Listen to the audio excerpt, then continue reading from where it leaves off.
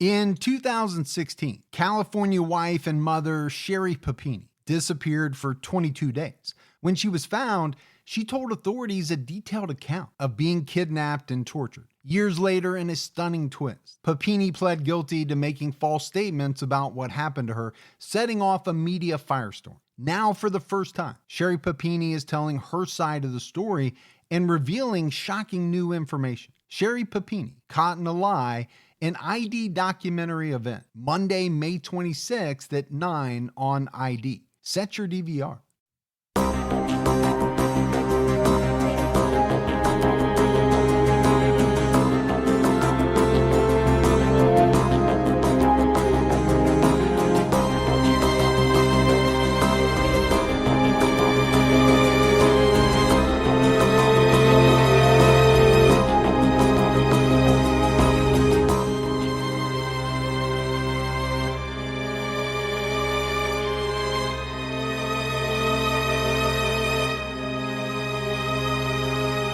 Hello, everyone, and welcome to episode 272 of the True Crime All the Time podcast. I'm Mike Ferguson, and with me, as always, is my partner in true crime, Mike Gibson. Gibby, how are you? Doing good, man. How about yourself? I'm doing very well. Good. We've got some really good episodes for everyone this weekend. This one that we're getting ready to do on TCAT. We have an episode out on True Crime All the Time Unsolved on the murder of Ravel Belmain. And we're headed to Australia for that one. So that's out now. Make sure you check it out. We also dropped a brand new Patreon episode on Saturday about Jason Mott, a 19-year-old who murdered his dad's girlfriend and her son because he was upset with his father. Yeah. He really had a love for his vehicle. Yep. And it also had something to do with his car. But if you're a Patreon supporter, make sure you check that out. Speaking of Patreon, let's give some shout outs. We had Malka Bees. Hey, Malka. Casey Rumbaugh. What's going on, Rumba? Jennifer Asplund. Hey, Jennifer. Jordan Edwards. What's up, Edwards? Brian Peterson. Hey, Brian. Gangsta One Girl. Well, what's up, gangsta? Gabe Porta. What's going on, Gabe? Claudia Vukovic. How's it going, Claudia? Katie McGlynn. Hey, McGlynn. Olga. Good old Olga. You said it the same way you said it on Patreon. I keep messing it up. Olga. I can't get it out of my mouth. Olga. Right, Olga. We had Ann Pauline Crows. Hey, Ann. Emily Knight. What's going on, Emily? Katie German. Hey, Katie. Dominique Flourville. Hi, Dominique. Lisa Fisher. Hey, Lisa. And last but not least, Danielle Kendrick. Well, thank you, Danielle. And then if we go back into the vault, this week we selected Becky Tate, but I have to make a correction for last week. I said the vault name is Aaron Wilhide, but it was actually Brendan Wilhide. I was looking at two different columns and got the names mixed up. I do that sometimes. So I wanted to correct that. We also had some great PayPal donations from Angelica Artiaga. Hey, Angelica. Eugene Severi. What's up, Severi? Or Severi. I'm going to say it's Severi. And a large donation from John Hutt. Oh, John's awesome. Yeah, so thanks to everyone. We really appreciate it. All right, Gibbs, are you ready to get into this episode of True Crime All the Time? I'm ready. We're discussing the murder of a pretty well-known dog trainer named Mark Stover. In 2009, Mark Stover's professional life was thriving. He owned a very successful dog training business. He worked with a lot of famous clients, and he was known as the dog whisperer of the Pacific Northwest. But at the same time, his personal life was falling apart. A divorce, a stalking conviction, and an obsession with finding his old wedding photos led him down a pretty dark path. Mark stalked, harassed, and threatened his ex-wife. She feared for her life. But it was Mark who ended up being murdered. I mentioned it, right? Mark Stover was known as the dog whisperer of the Pacific Northwest. It's a big title. Well, it's a pretty big area. It is a big area. So you're numero uno in the dog training business in a fairly large area. Yeah, I mean, I used to be known as the dog whisperer of Elderberry Drive. Right. Much smaller area. Very much smaller. But you had your clients. I did. You know, the one. So Mark was praised for being able to tame even the most difficult dogs. Mark's friend and client, Andrea Franilovich, told CBS he was almost more dog than he was human. I would see him get down on all fours and look at the dogs right in their eyes. He just had this amazing connection. Mark was an outdoorsman, a hunter, a history buff, and an avid gun collector. Boy, I could say all the same things about you. Me? Yeah. It sounds like you to a T. Oh, okay. Besides the history buff. Mark's sister told CBS he was highly intelligent, well-read, an excellent cook. Now, he could be difficult. He could also be very pointed in his comments. I think you could say all that right there about me. Or about me. I thought you were going to say that about me. I can be difficult, and I'm very pointed in my comments. You are very pointed in your comments. Now, Mark didn't have an easy life growing up. His father died when he was just 18 months old, and one of his sisters died when he was a child. Mark was also a rebellious teen. He was kicked out of school for doing drugs. I think a lot of us Gibbs were kind of a little rebellious as teenagers. Oh, I think that's part of growing up. For a lot, it comes with the territory. Sure. Right? Mark wasn't sure what he wanted to do with his life until he adopted a German Shepherd named Gunther. That's a perfect name for a German Shepherd. It really is. And German Shepherds are great dogs. They are. I've had a few of them. Except for the shedding. They shed like crazy. A lot of dogs shed, though. But other than that, they are amazing dogs. They are. It was this dog that gave him meaning and purpose. Mark trained Gunther to become a search and rescue dog. And I think Gibbs, it was at that point that he realized his passion and he pursued dog training as a career. And this was how Mark met his future wife, Linda Opdycke. CBS described Linda as tall, beautiful, and rich. Linda was looking for a dog trainer and found Mark in the phone book. Although Mark was infatuated with Linda, she really wasn't interested in him because she thought he was arrogant.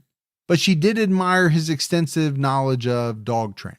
From what I understand, Gibbs, Linda and Mark were complete opposites. Right? She came from money. He didn't. Yeah. Linda is the daughter of Wallace Opdycke, a wealthy businessman and co-owner of Washington State's biggest winery. Linda received an elite education, and Mark dropped out of high school. But they shared interest in dogs and the outdoors. And even with all the differences, they quickly fell in love. So what's the old saying, Gibbs, right? Opposites attract. Sure. And that seems to be the case here after about 3 months. The couple opened up a dog training business on Kikette Island. This was a private island owned by Linda's family. So, when we said she had money, she had money. Yeah, I miss those days of having that private island. Right, you had your own private island. Yeah. I mean, it was really private. There was Gilligan, the professor, Marianne, the whole bunch was there. Skipper was pretty cool. Skipper. Linda took the dog swimming and did massage therapy while Mark focused on the training. And I mentioned it, right? He had some celebrity clients. Mark trained dogs for members of Pearl Jam and Nirvana, movie maker Cameron Crowe, Starbucks chairman Howard Schultz, and Mariners outfielder Ichiro Suzuki. So these are some big names, right? When you're talking about bands, Pearl Jam and Nirvana are huge. Pretty big. Cameron Crowe, a great filmmaker. Starbucks chairman Howard Schultz, he's got some money. Yeah. And Ichiro is a great baseball player. All of his clients said he was gifted at training dogs. And by 2002, Linda and Mark were making almost $1 million a year. So I get it. She had a lot of money. Right. Probably to help start it up. But it sounds like together they built this into something pretty big and profitable. They were doing well. After 11 years together, the couple finally got married in 2002. And I know some people go that route. I don't know if that's the norm. Especially back in that time period. Yeah. To be with someone for 11 years before you get married. Maybe it's just I'm thinking back to, how my wife and I went about it. Right. We dated for a year, we were engaged for a year, and boom, we were married. I think that's probably closer to the norm than it would be to say we were together for 11 years and then got married. Maybe Mark was able to hold her off, or maybe she was able to hold Mark off for a while and finally gave in. One of them held off the other? Yeah. Is your way of thinking? It was said that Linda's father, Wally, approved of the marriage, but Nancy Corbin, her mother, didn't. She didn't like Mark. She told CBS, "Mark is not a choice I would have made for Linda from the beginning." Mark showed an arrogance where he wanted to isolate Linda, all bad signs. And I would say, Gibbs, normally that is a very bad sign, right? In a lot of the cases that we've done where a man has isolated his girlfriend, his wife from her family and friends, it's not worked out real well. It's not. There has been a reason for the isolation, and that reason has not been a good one. Now, Linda later told CBS that she regretted not listening to her mother because after the wedding, she said Mark started to show a darker side. Linda said the last few years of being in a relationship with him was incredibly difficult. The more the business began making money, the more obsessed he became with money. I would buy maybe a $5 item at the grocery store and he would be in a rage about it. For example, an avocado. That was too much money. It really upset him. I recognized Mark was really somebody different than I had thought he was. He was in rages and he had tantrums all the time, every day. And it was very, very difficult to live with.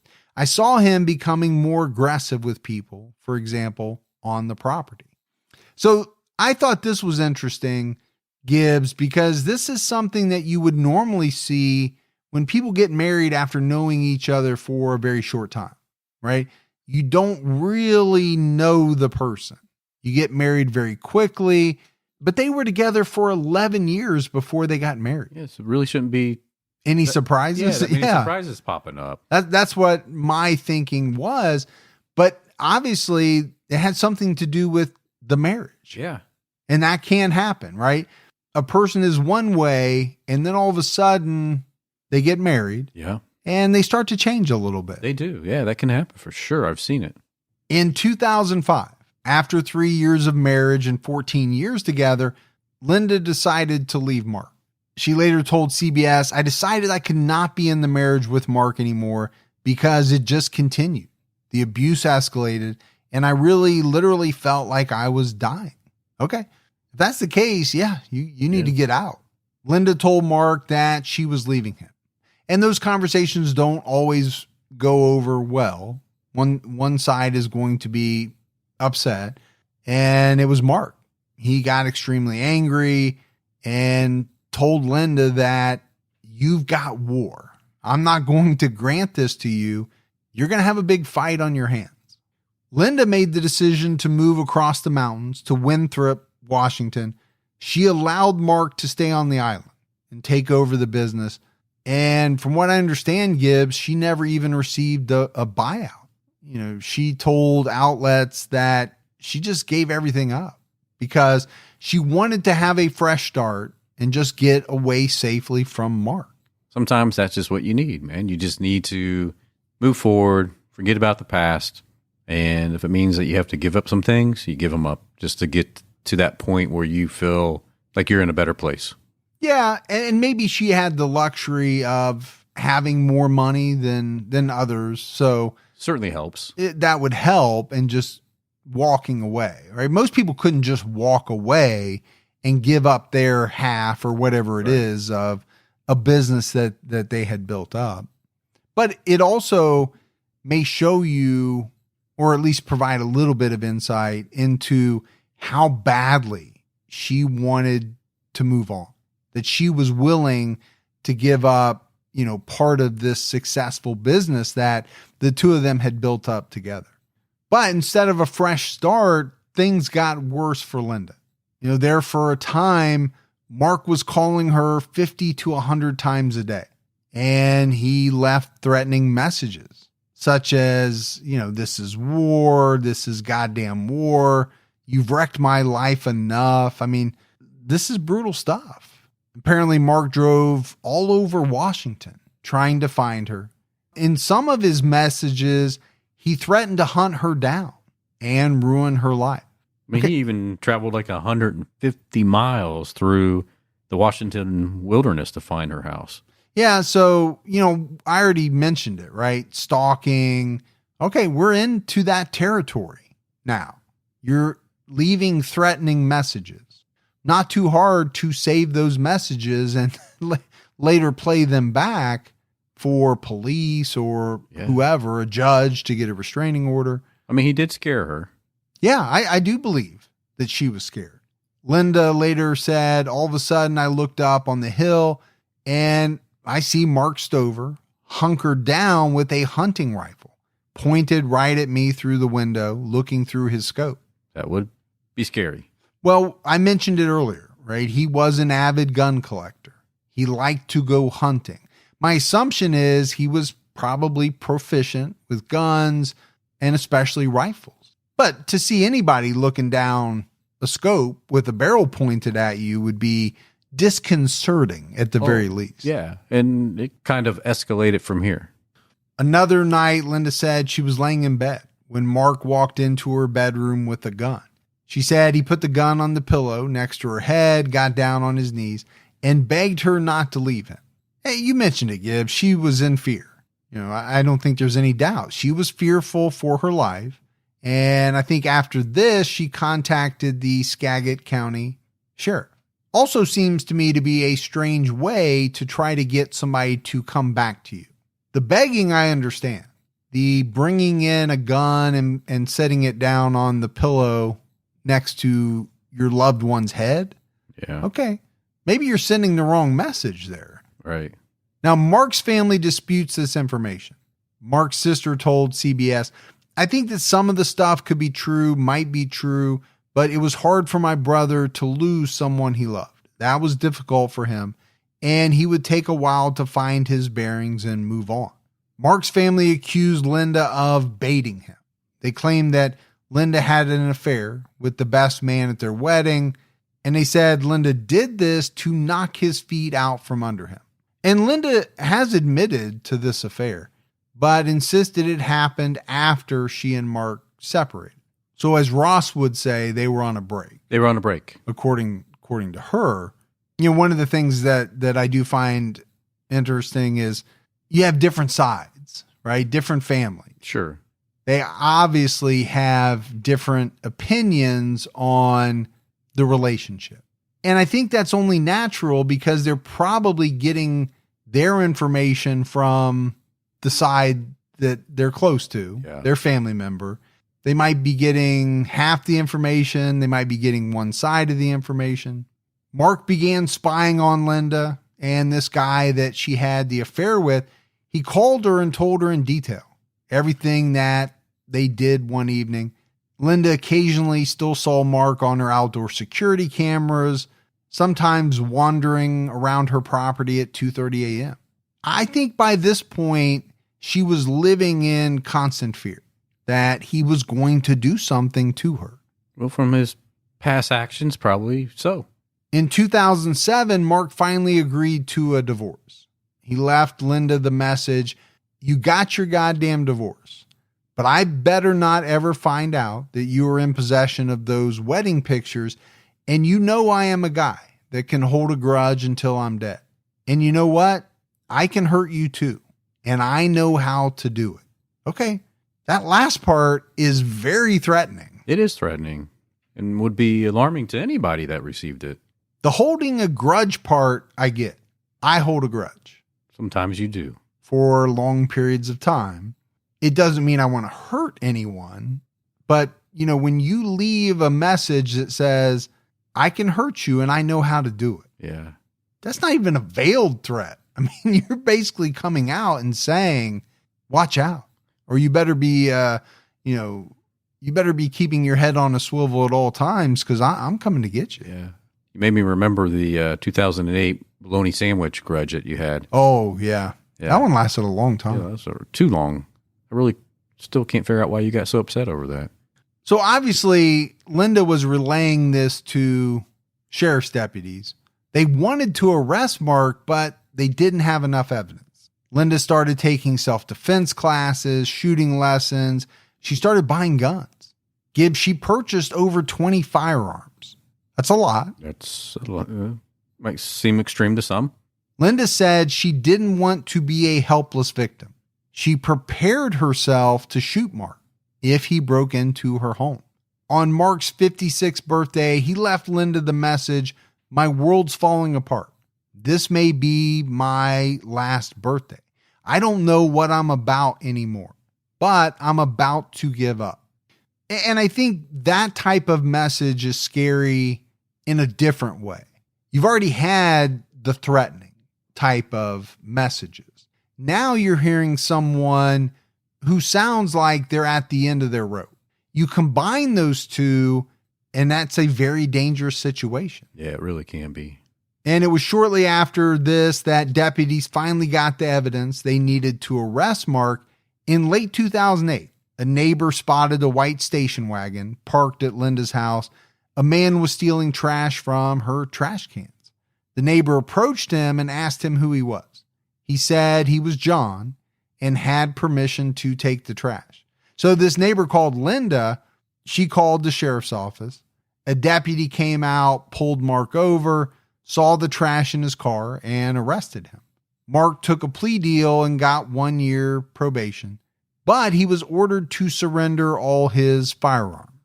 Yeah, so he was really just wanting to go through her trash to snoop on her? I'm thinking. Yeah. My first thought was these trash cans had to be up near the house, right? Sure. Because once they are put out for trash, is that a crime?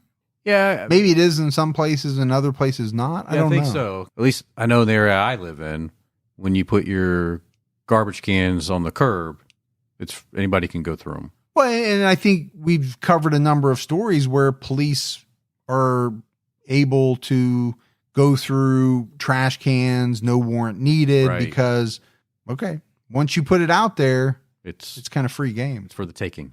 But that may be different in different places, or these trash cans could have been still technically on her property. Mark's family insists that he never threatened Linda again after this. They say by the summer of 2009, he had finally moved on. He relocated his business to Anacortes and began dating a new woman. Okay, those two things do sound like moving on. Yeah. Now, whether it's true or not, I don't know, but that sounds like a person that has moved on. Yeah. You know, Gibbs, for many people, getting financially healthy means dropping the weight of credit card debt. But where do you start when it feels like a never-ending cycle? Well, Upstart can help you pay off your existing debt quickly and easily with a personal loan so you can start living your life. Whether it's paying off credit cards, consolidating high-interest debt, or funding personal expenses, over 1 million people have used Upstart to get one fixed monthly payment with a clear payoff date. Upstart knows you're more than just your credit score. So rather than looking at your credit score alone, Upstart's model considers other factors like your income, employment, and other information provided in your loan application to find you a smarter rate for your loan. You can check your rate without impacting your credit score in just 5 minutes for loans between $1,000 to $50,000. You can even receive funds as fast as 1 business day after accepting your loan. Find out how Upstart can lower your monthly payments today when you go to upstart.com/TCAT. That's upstart.com/TCAT, TCATT. Don't forget to use our URL to let them know we sent you. Loan amounts will be determined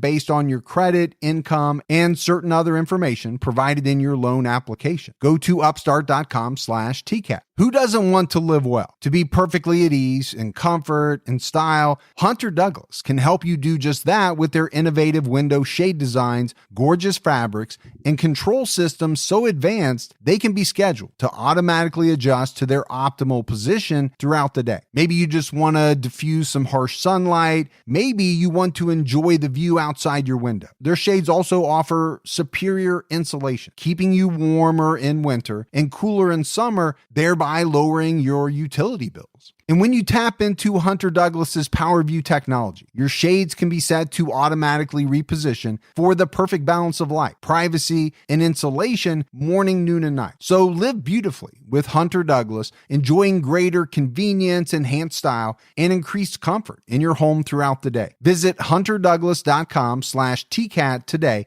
for your free Style Get Smarter design guide with fresh takes, creative ideas, and smart solutions for dressing your windows. That's hunterdouglas.com/TCAT, TCATT, for your free design guide. Mark's niece told CBS, "When Linda took my uncle's guns away, that was it for him. She knew how much he loved to hunt. That made him completely done with her. It was like she was trying to pull him in, push his buttons, and perpetuate the drama." But Linda was still afraid of Mark.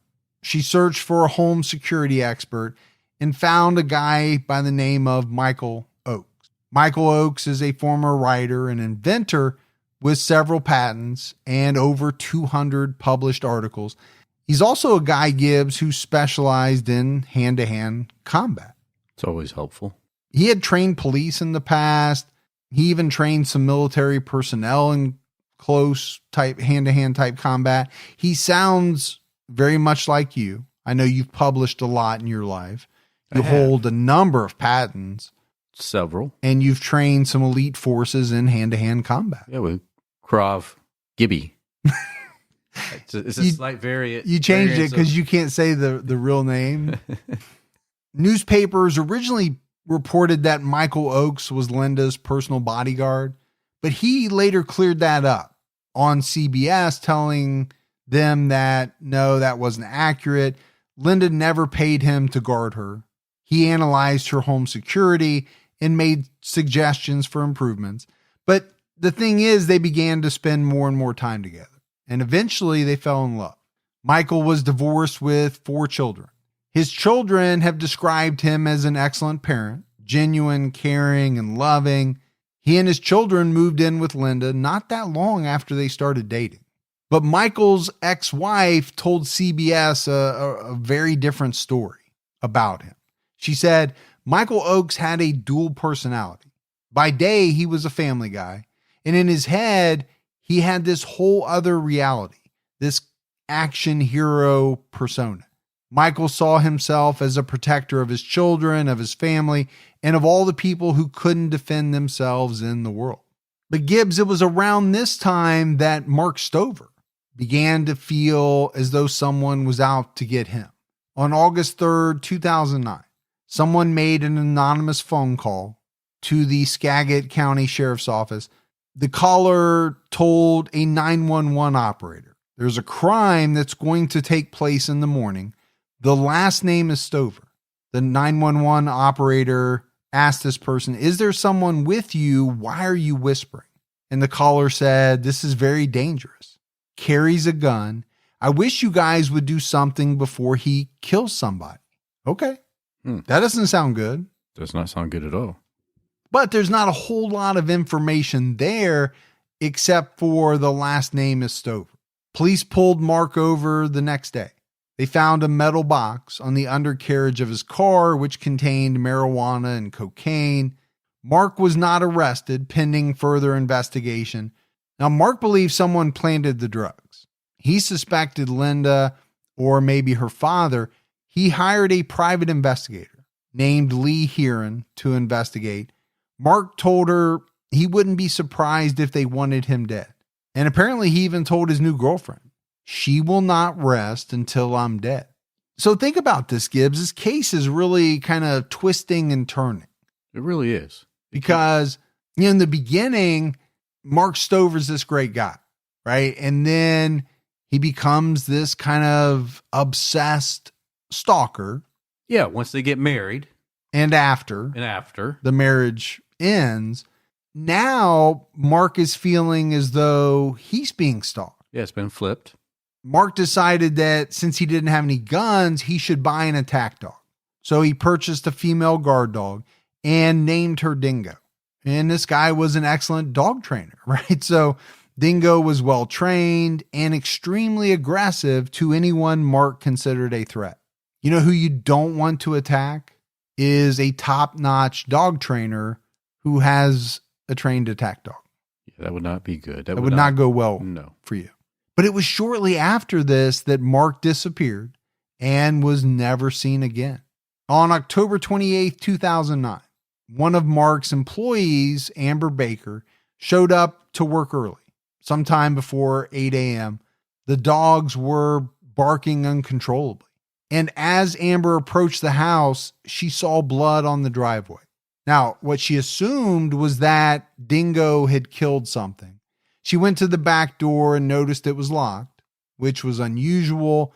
Mark almost never locked the door because he had his guard dog.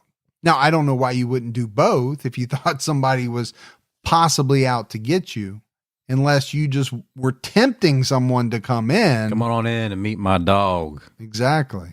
What's your dog's name? Dog. Amber turned the handle, but she didn't knock. And then she made the decision to leave the house. She later realized that Mark's killer was most likely still inside the home. And I think in her mind, Gibbs, she thought if she had gone in, she may have been killed as well. Stephanie Poor, another employee, arrived shortly after Amber left. She saw Mark's white station wagon backed up to the door. She thought she saw Mark going into the house, leaving, putting things in the back of the car.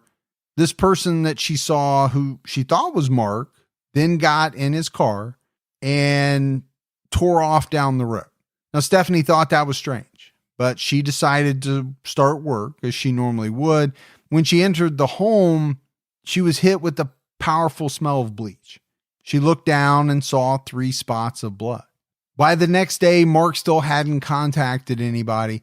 Stephanie returned to the house that next day and found Dingo growling and upset. She appeared to have injuries to her face. Stephanie took Dingo to the vet and learned that she had been shot 3 times in the face. So, I think at that point, Gibbs, obviously, everyone begins to believe that something terrible had happened. Right. The police searched the lakes, they searched the ocean surrounding Mark's home, but found nothing. What they did find was blood on the walls and in the carpet of his house.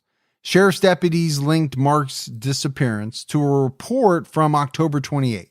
On October 28th, Tammy Gilden and her mother reported a trespassing white station wagon on the Summit Park Grange. Tammy saw a man moving a large object wrapped in plastic into a black SUV.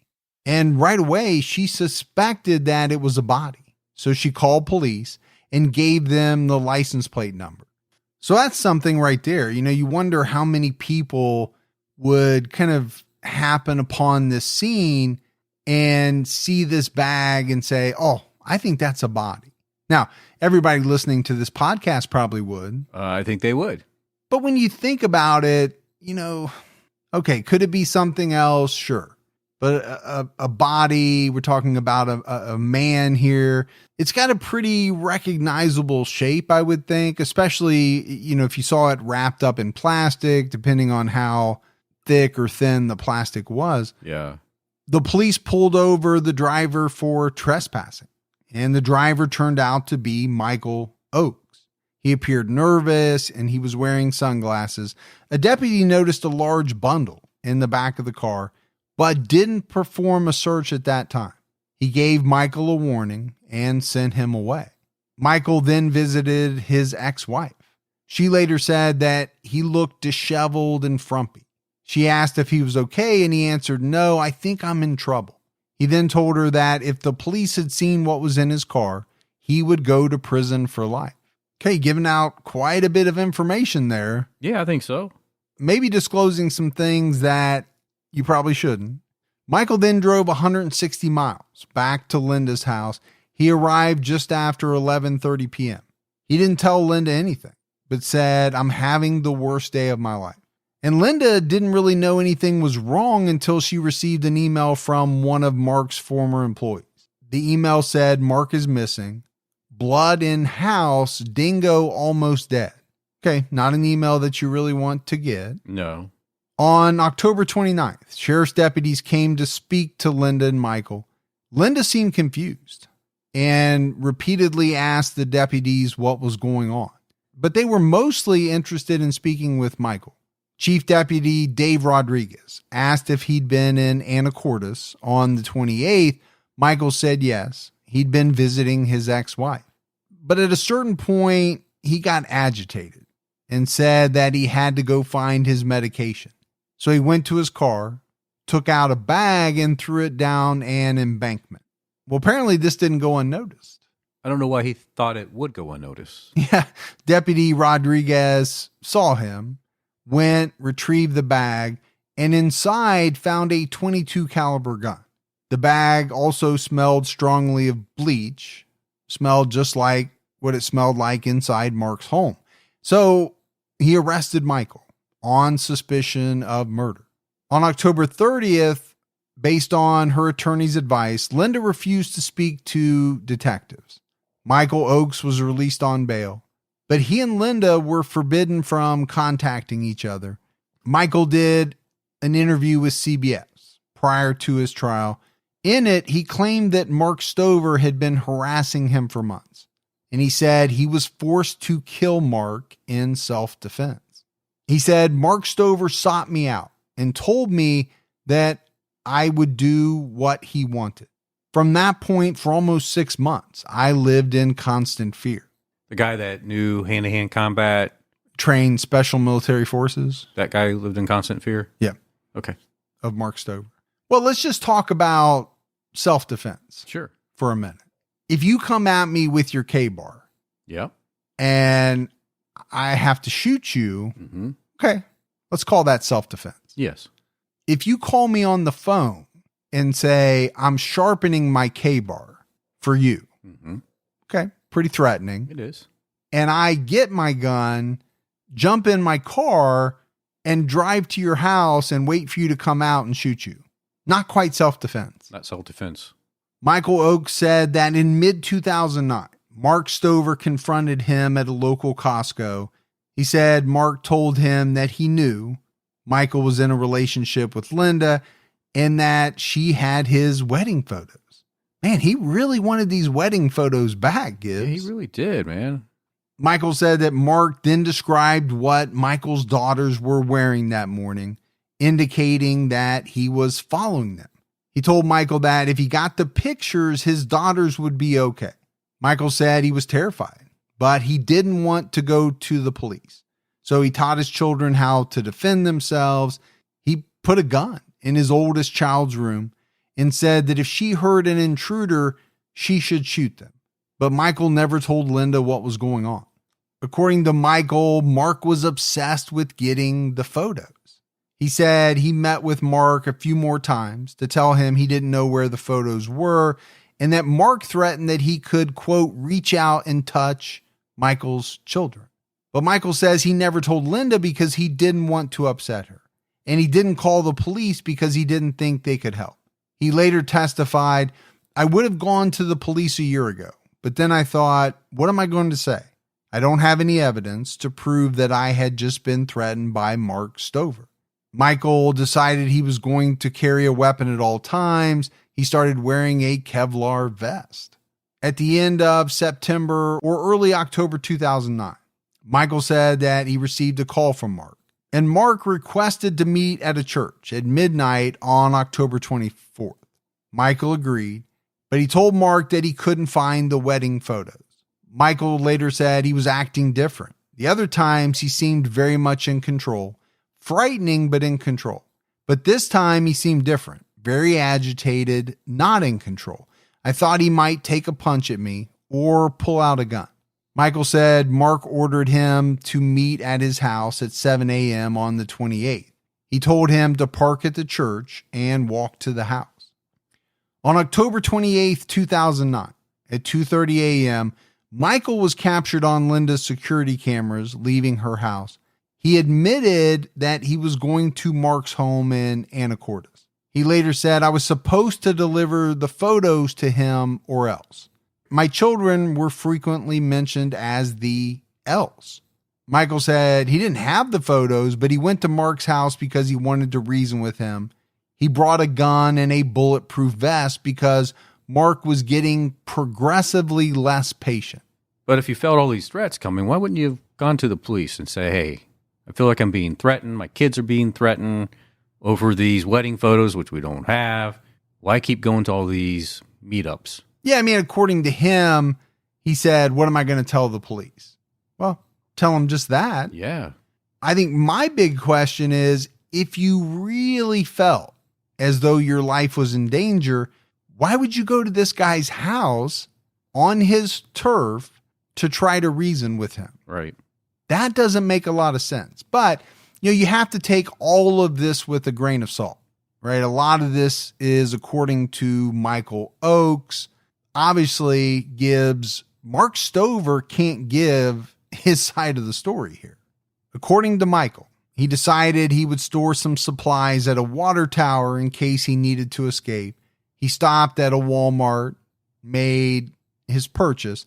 The water tower was surrounded by barbed wire fencing, so he stored his clothes and other items in the bushes. Michiel then went inside Mark's home. Mark was agitated about the wedding photos. Michiel said Mark left him alone and then returned with a gun a few minutes later. Michiel lunged at him. They began wrestling. He said they both got shot, but Michael's vest saved him.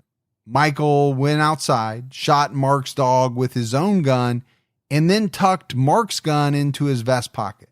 Michiel later said, he caught me totally by surprise and shot me in the vest, and he was not wearing Kevlar and he was shot. So this is quite a story. It's a bizarre story if it really played out that way. The way that Michiel Oakes said it did. Right. So when we go back to Stephanie Poor, right, that was one of Mark's employees who thought that she saw Mark speed away in his station wagon. Well, that was actually Michiel. He put on Mark's hat and coat to disguise himself. He moved Mark's body to Mark's car, where he found some plastic sheeting and duct tape. He then transferred Mark's body into his car, and a witness saw him. So Michiel drove to a local channel and threw Mark's body in the water. He said later that he decided not to call the police because he feared they wouldn't believe him. And I think that's probably a pretty valid fear. Yeah, I think so. I mean, the story, as he related, doesn't seem like the most plausible thing. You got to admit that. Yeah, I think his story might have been more plausible to the police if he would have gone to them prior to this incident occurring. Yeah, I mean, go back to what he has said, right? He didn't want to go to police. He didn't think they'd believe him. He wasn't sure what he would even tell them in the beginning. But I think you're absolutely right, Gibbs. Telling this story after the fact, that you've been afraid for many, many months. You're walking around with a gun and a Kevlar vest. You have your oldest daughter with a gun in her closet saying, shoot anybody that moves. Right. It's a strange, bizarre story. There's no way around that for me. It is. Don't let allergy season slow you down. Get common allergy meds for as little as $15 with GoodRx. So you and your family, pets included, can stop allergy symptoms before they start. GoodRx is free and easy to use. Just search for your prescription on the website or the app, compare prices, and get a free coupon to show your pharmacist. Save at over 70,000 local pharmacies nationwide, including Walmart, Walgreens, CVS, Publix, Kroger, and many more. Check GoodRx before every trip to the pharmacy to save up to 80% on both brand and generic medications. And did you know GoodRx rewards you for saving money too? Join GoodRx Rewards today and earn points every time you use a coupon. Remember, GoodRx is not insurance, but works whether you have insurance or not. And it could be your insurance copay price. I've been using GoodRx for years, and I can't tell you how many times I have saved money even with my insurance. Stop allergies before they start and save big on allergy medications this season with GoodRx. Go to goodrx.com/TCAT. That's goodrx.com/TCATT. You know, once the temps start rising, I realized I was back in the same worn out rotation. Same tank, same shorts, same everything. So I gave my daily uniform an upgrade with Quince. Their pieces are easy, elevated, and somehow make me feel more put together without even trying. Like they're 100% European linen shorts and dresses from $30. Luxe swimwear, Italian leather platform sandals, and so much more. The best part, everything with Quince is priced 50 to 80% less than what you'd find at similar brands. By working directly with top artisans and cutting out the middleman, Quince gives you luxury without the markup. And Quince only works with factories that use safe, ethical, and responsible manufacturing practices and premium fabrics and finishes. I'm getting ready to stock up on shorts for summer from Quince, and I know they're going to be amazing because everything I've ordered has been of the highest quality, and the prices are amazing. Treat your closet to a little summer glow up with Quince. Go to quince.com/TCAT for free shipping on your order and 365-day returns. That's QUINCE.com/TCATT to get free shipping and 365-day returns. Quince.com/TCAT. Michael described loading up Mark's body into the car as the worst moment of his life. He said, "I wanted him to be alive still. I would never harm anybody for any reason except to defend my family, myself." Michael drove to his ex-wife's house, and according to her, he said he was hired to do it, and it was a job gone bad. Michael claimed that he had actually told her, "I had a meeting, something went dreadfully wrong, and I will be blamed for it."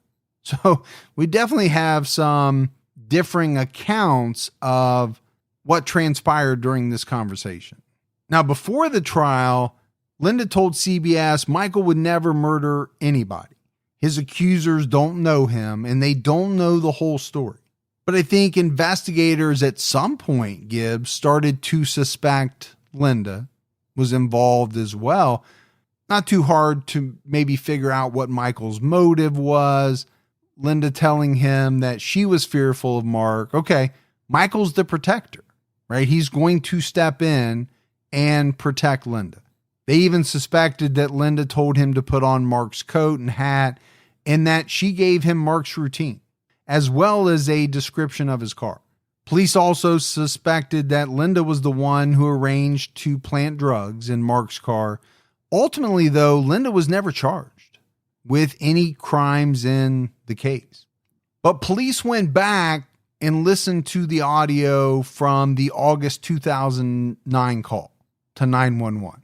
They had Michael's ex-wife listen to the audio, and she insisted that the voice on the call was his. Michael Oakes' trial began on September 29th, 2010. The prosecution pieced together all their evidence at trial. They didn't have a body, so what they needed to do was prove that Michael killed Mark and that the murder was premeditated. They argued it wasn't possible that Mark was harassing Michael because he never reported any threats. Authorities believed Michael went to Anacortes on October 24th. Security footage from Linda's house shows him loading up 2 rifle cases. Michael told Linda he was going on a hunting trip. On October 28th, Michael was seen at a Walmart near Mark's home shortly after 5 a.m. He purchased items at 5:20. But I think it's the items he bought, Gibbs, that looked very suspicious. He bought ankle weights, an anchor rope, shin guards, and a camouflage sweatsuit. 4 things that don't seem to all go together. No. But 4 things that you can make an argument could be used in the commission of a stealthy murder. And then later in the disposal of a body. Yeah, it's got to be problematic for his defense. Well, and it also, shows you that you can get just about anything at Walmart. Yeah. And don't forget, you're always on tape. And you are always on tape. How many cases have been solved by Walmart security footage? Or at least Walmart security footage evidence has been used at a trial. Yeah. Quite a few. Yeah, very much so. I mean, a number of them that we've talked about. So what this means, based on security footage, is that Michael left Linda's house at 2:30 a.m. and arrived in Anacortes around 5 a.m. He most likely got to Mark's house around 6 a.m. We talked about it earlier, right? Mark's employees arrived before 8 a.m. and they saw him at the house. A detective gave an account of possible events. The detective's theory was that Mark let his dog out that morning. She saw Michael approaching, so Michael shot the dog. This caused Mark to come outside. Michael shot Mark, but Mark was able to make it inside his home. Michael killed him in the hallway, which explains the blood on the hallway walls. The police searched Mark's home after the murder. They didn't find any guns. The prosecutor argued that Michael shot his own vest. To stage a shooting, Michael went to Mark's house wearing a bulletproof vest and carrying 2 handguns. He also brought along tools that could be used to help hide a body. He was planning violence. Detectives found Mark's blood in his car, which they found abandoned at the Swinomish Tribe Casino near the Swinomish Channel. The prosecution believed that Michael dumped Mark's body at a dock that was just about 1 mile from Mark's home. This is where the witness saw him that we talked about earlier. Michael's defense attorney argued that Michael did prepare to defend himself, but that doesn't prove he was planning to murder anyone. Michael didn't want to report the harassment because he knew Mark was close with law enforcement. He also was worried about his children. The defense questioned Mark's girlfriend, Teresa. She was asked if she knew that Mark had stalked both Linda and Michael before he had disappeared. The defense asked her if Mark traveled to Montana while he knew that Linda and Michael were vacationing there. She was also questioned about her knowledge of Mark asking one of his employees to carry a gun for him. Teresa denied knowing any of this. Michael admitted in court to shooting and killing Mark Stover, but he insisted it was self-defense. He said Mark first lured him to the home by threatening his children, and then he had to shoot Mark after Mark pointed a gun at him. Afterwards, he wrapped up Mark's body in plastic and dropped him into the Swinomish Canal. According to the Seattle Times, he said he decided to get rid of the body because I just didn't think they would believe me at all. And again, that keeps coming up and I keep understanding it because I think, Gibbs, as I go through this case, it's hard to believe some of the things that Michael Oakes has said because could they have happened? Sure. Do they seem likely? No. They don't seem all that believable. I'm not saying couldn't have happened that way. The defense wanted to introduce testimony from Mark's former employee, Megan Matea. Mark invited her on a hunting trip in August 2009. He asked her to carry his gun for him. She testified at a hearing. It was my understanding he was going to go get a gun out of his safe from wherever he was storing it. But Megan wasn't allowed to testify because there was no way to prove that her story was true. So to me, Gibbs, the defense needs to put a gun in Mark's hand, right? Mark has to have a gun for Michael's story to line up. Exactly. And I think they were hoping to do that using this woman, Megan, and having her come out and say that Mark had other people carry his gun for him because he wasn't allowed to. Michael tried to explain the camo clothing by saying he was going to use it if he had to escape from Mark and his guard dog. He was going to run to a water tower, tie the weights to the top, and then throw the rope up to reach the water tower ladder. Well, let's face it. He has to explain these things that he bought at Walmart. Right. There's no way around it. You're going to have to come up with something. Why did you buy these items? Right. So to me, by the time you know that a guard dog is after you, are you going to have time to put on this camouflage outfit? I don't think so. No. And you thought ahead about this water tower so much that you thought the best way is to fashion like a grappling type hook Right. out of these ankle weights and rope. I mean, he's really trying to sell it. Well, he has to.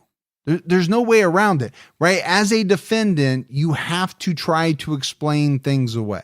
The problem is, to me, if I'm on this jury, it would be very hard for me to buy a lot of these explanations. The jury deliberated for 4 days. On October 21st, 2010, Michiel Oakes was found guilty of first-degree murder. He was sentenced to 26 and a half years at the Washington State Penitentiary in Walla Walla. In April 2020, almost 1,000 Washington inmates were released from prison early due to the COVID pandemic.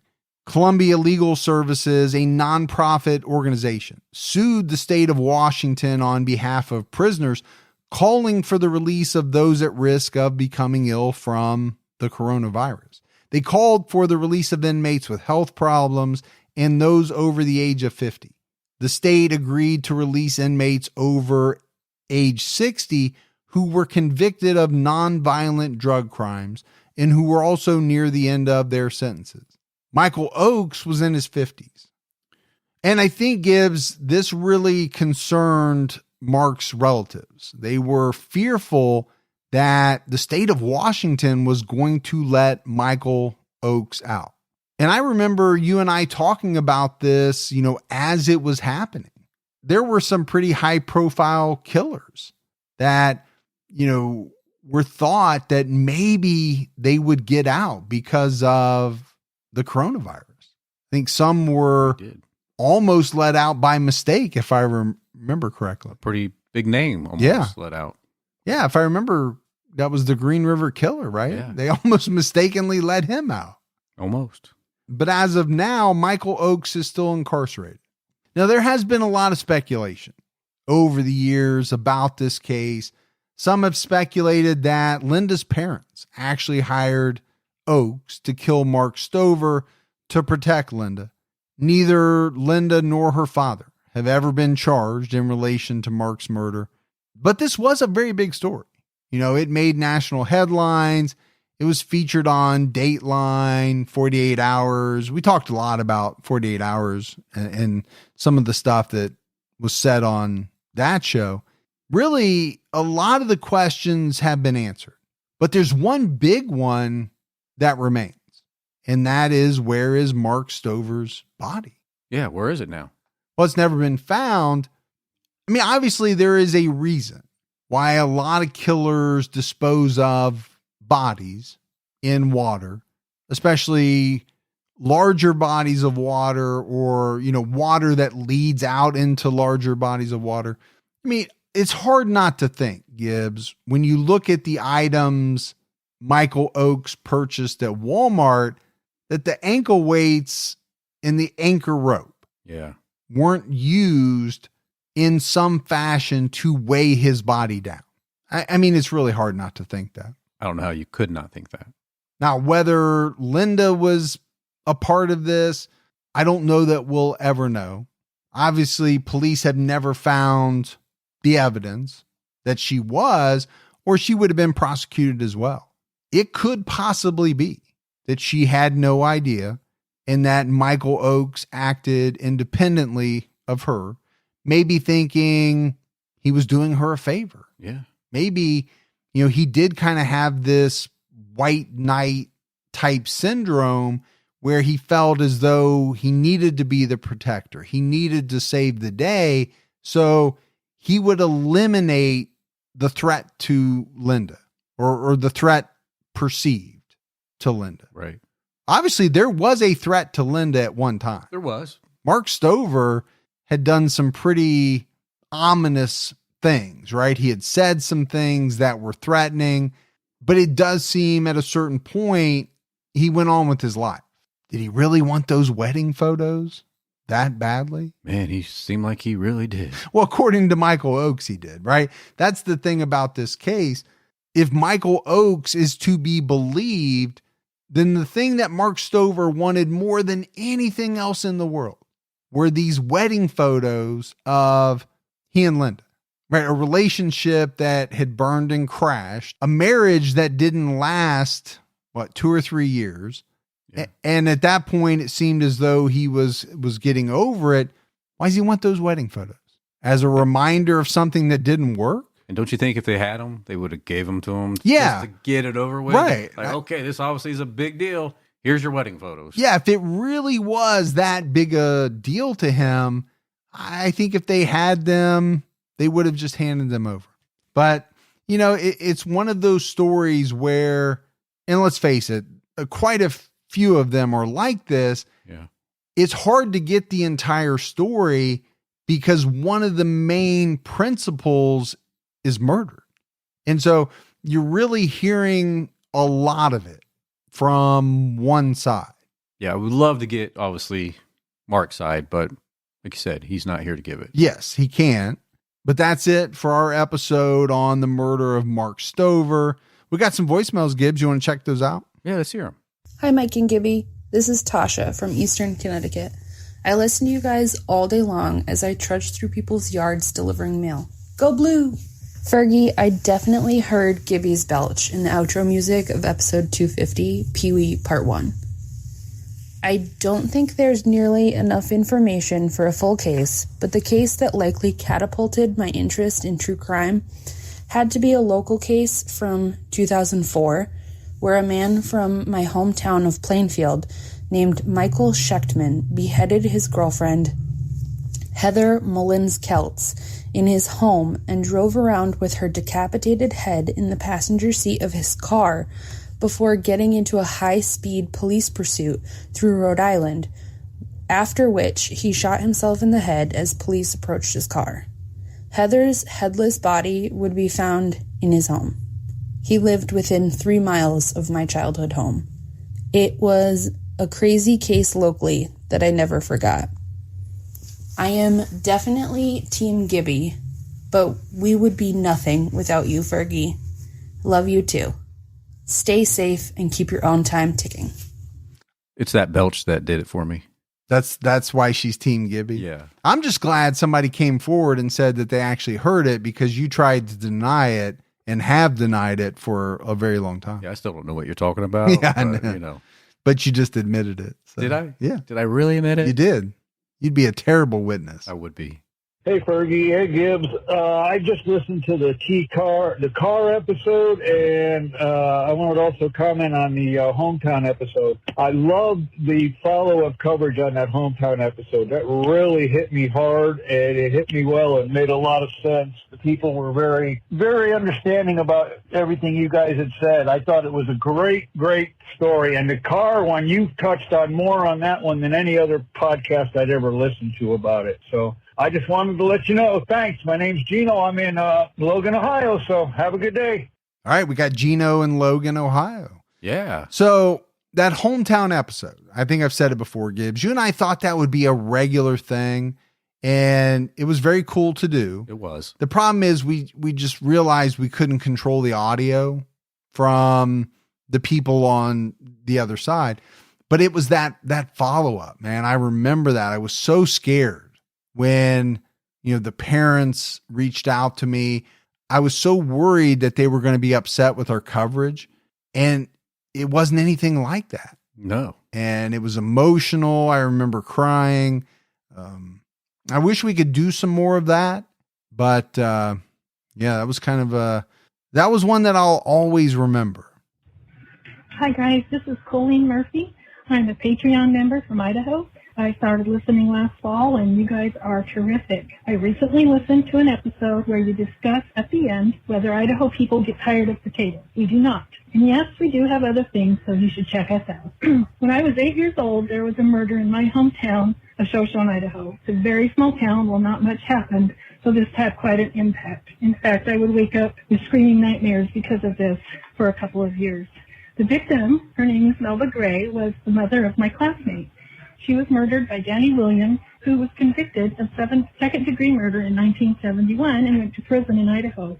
And yet he was released after 8 years on the condition he get a job. He trained as a butcher and moved to Wichita, Kansas, where he murdered Francis Ellison, and he is in prison still in Wichita. The details of this case and the prison system are interesting as well as maddening. Thought you might want to add it to your list. Thanks, guys. I'm totally Team Mike. So stay safe and keep your own time ticking.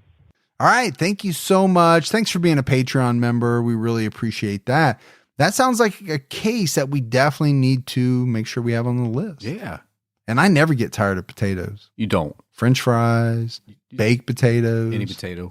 lemon shrimp.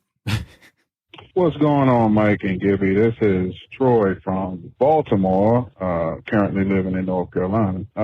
Just wanted to say I found you guys' podcast. It's great. I really, really enjoy it. Just listening to James Rupert and the part about the lollies and the knobbly wobblies or whatever he said, man, that was hilarious. It had me dying, guys. Just wanted to say good job, man. Keep up the good work and stay safe. Keep your own time ticking. All right. Thanks, Troy. We appreciate the voicemail very much. Yeah, we do. I don't remember what we said. That's the problem with having so many episodes. It's really hard to go back 50, 100, 150 episodes and remember exactly, something that we said. But I like it when people get a kick out of it. I do too. Enjoy it. Oh, we had mailbag. Carrie sent us each in a homemade cutting board / serving tray. They're fantastic. Yeah. And I'm using mine to cut up my sopressata and cheese. Right. Because I like my salami and cheese. I know you do. But we appreciate it very much. All right, buddy. That is it for another episode of True Crime All the Time. So for Mike and Gibby, stay safe and keep your own time ticking.